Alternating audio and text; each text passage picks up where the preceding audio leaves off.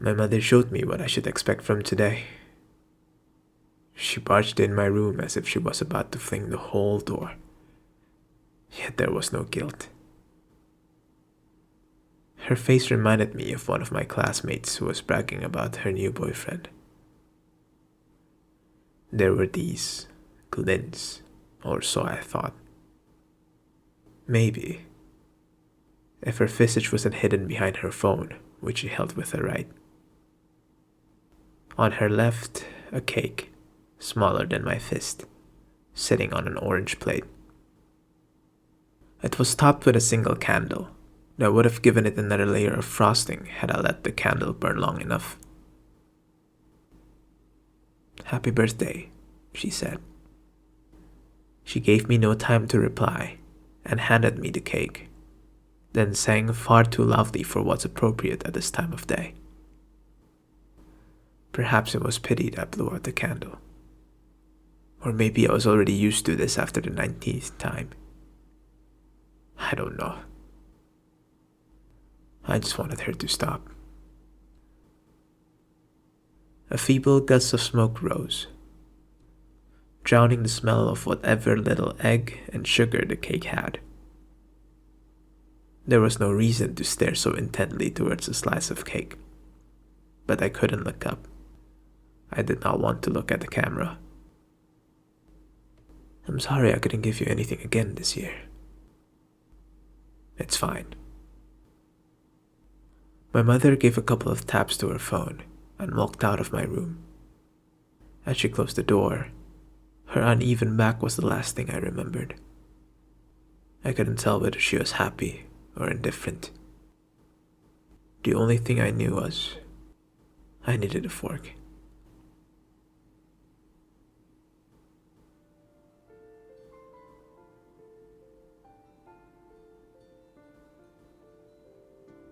Hi, and welcome back. I hope you're doing well. As per usual, I suggest you to sit back, lay down, or I don't know. Relax as you will, perhaps with some snacks or drinks. I wouldn't mind even if you only listen to me so I can bore you to sleep. Well, if you're ready, here's my useless thoughts for this episode.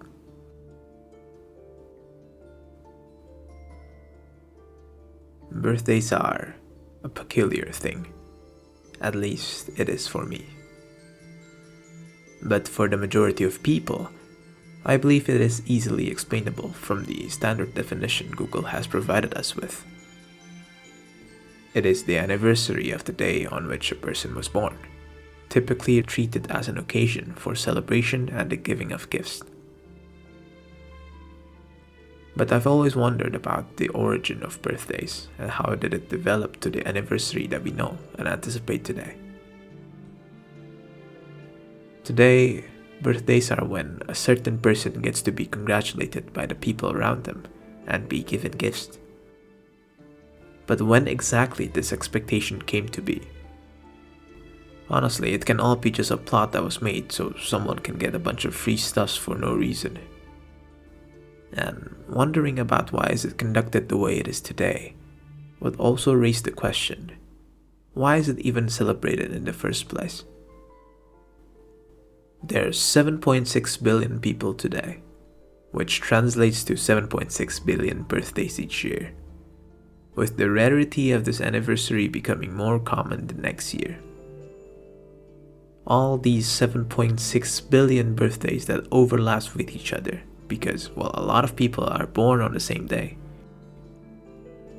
Even if your birthday is today, is it even fair to call it as yours? Is it even special in any way? Even if it is special in a personal level, it doesn't really answer the question, when and why did it become special? Well, I just had my birthday recently, so it got me thinking. Then again, I know for a fact that I cannot define the reasons why humanity as a whole celebrate birthdays. But at the very least, it got me thinking on why I celebrate birthdays. So to answer that, let's break birthdays down. First of all, as the date changes, the first thing that will come to your way will probably be the congratulations. There will be a handful of text messages, more of them if you're popular, less if you're like me, and possibly a number of handshakes and patting on your shoulders if there are people who remember and are available in the same vicinity you visited on the day. Some people may find value in this behavior. After all, these congratulations may be interpreted as, these people remember me, therefore I must be important to them. In other words, being remembered might be the reason why you and I celebrate birthdays. Let's continue for a bit. The second thing that will come after is a coin toss depending on the variables that surround you.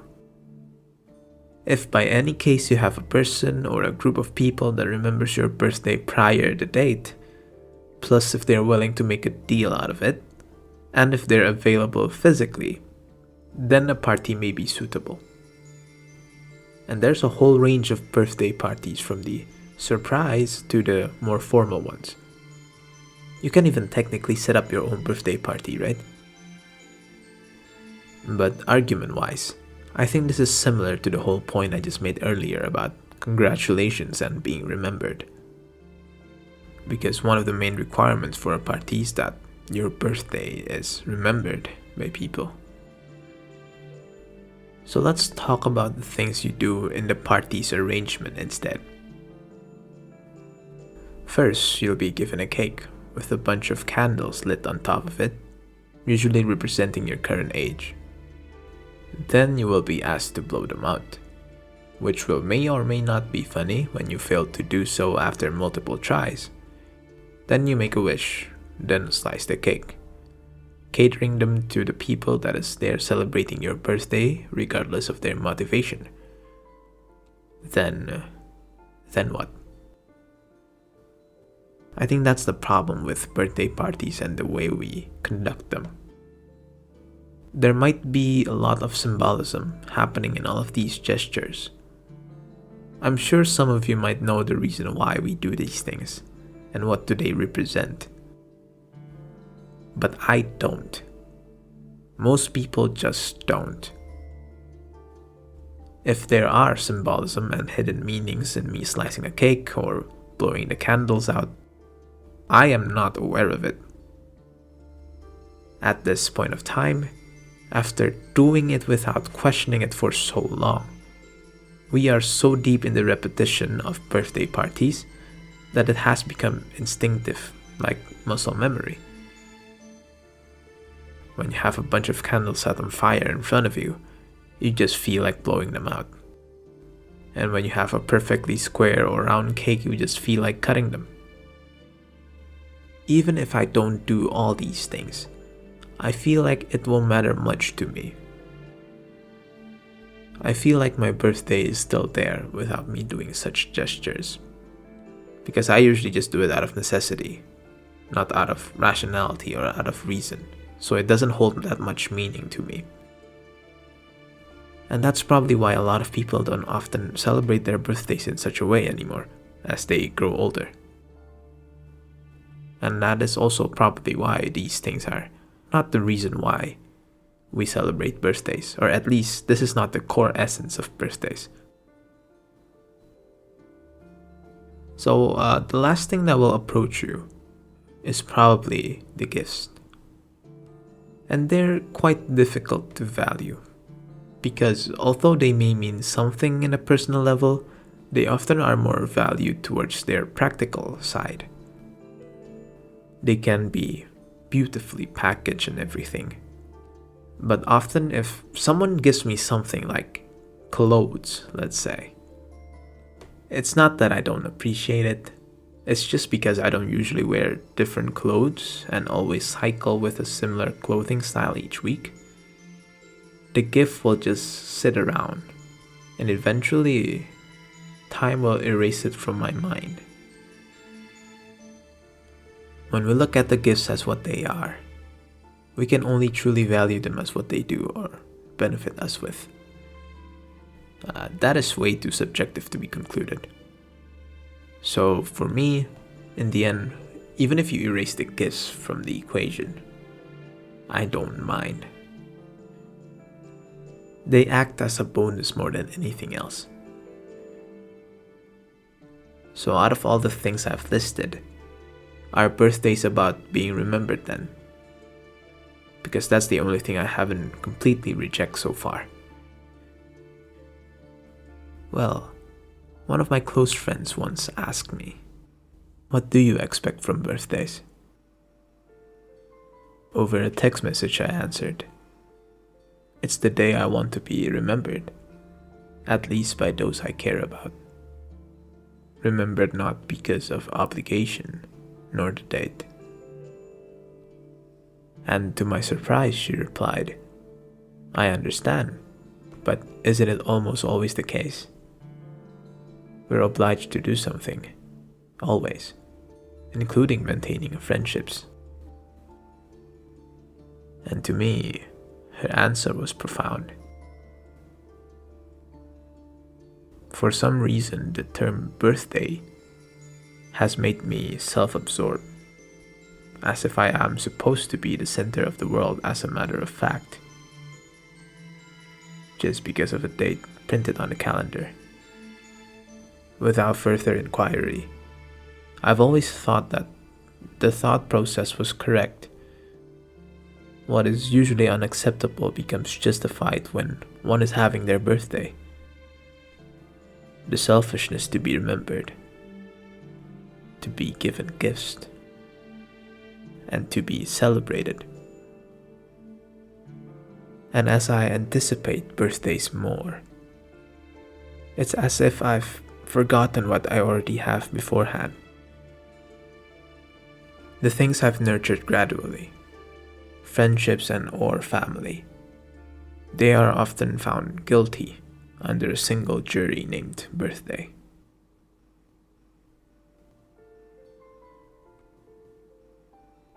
If you don't remember, that means you don't love me. If you don't give me the gifts I want, that means you don't care about me. Maybe that's true to an extent, but I can give you an extreme example to make it obvious. What if a person you've never met before congratulated you on your birthday, then proceeds to disappear until your next birthday? This might sound mysterious and even romantic to some, but what does it give us? That this person remembers you, or that this person remembers the date? And what if a person that has always been present in your life, who talks to you, listens to you, and cares about you, forgets about your birthday? Isn't it always the case? We're obliged to do something. Always. That didn't make full sense until recently, when I visited another close friend of mine, which is a he this time. We talked around and played some video games, and eventually he asked, "Wait, you had a birthday?" I nodded and he wished me a regular congratulations. And then I remembered and told him, "Oh, I forgot about yours too." We laughed and continued. We didn't care. I didn't care, and I had fun still. What does it matter? That is what birthdays mean to me. They are meaningless if you give them too much meaning.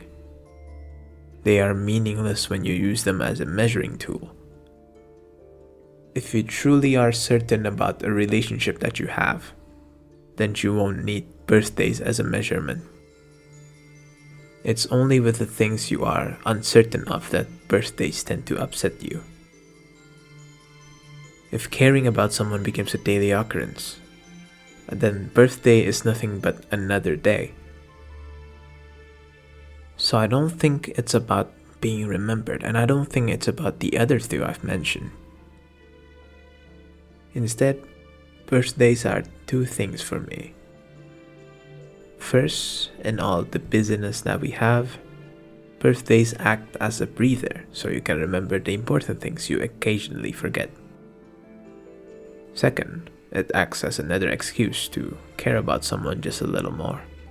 That's why I celebrate birthdays. So, in conclusion, now I won't put too much emphasis on the single fact that they remembered or not. What have we had throughout the year is more important. Birthdays are a medium to strengthen what we already have further, or even initiate something new. But they rarely become the conclusion. I'm sure if you're honest with what you have, you'll see that there are relationships that transcends above a mere date on the calendar. But what do I know?